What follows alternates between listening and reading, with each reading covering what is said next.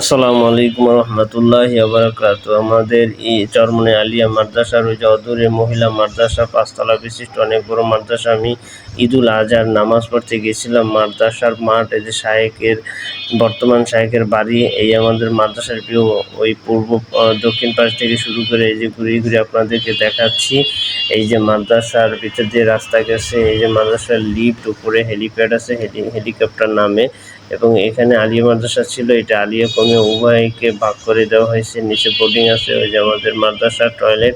এই হলো মাদ্রাসার আল করিম জামে মসজিদ, অনেক বড় মসজিদ।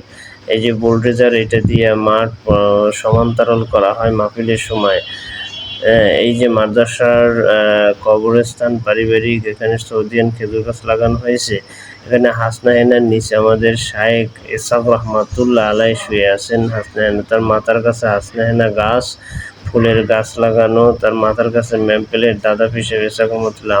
এই কবরস্থানে আমাদের আরও শায়েখ বেগরা শুয়ে আছেন।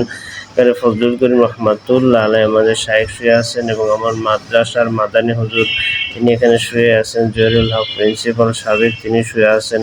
অনেক আল্লাহর ওলির এখানে শুয়ে আছেন। আমাদের মাদ্রাসার পারিবারিক গোরস্থান, আমাদের শায়েখ দায়রা পিসাবাদী আল করিম জামে মসজিদ, আমাদের মাদ্রাসার অনেক বড় মসজিদ। এবং এই যে টয়লেট, ৪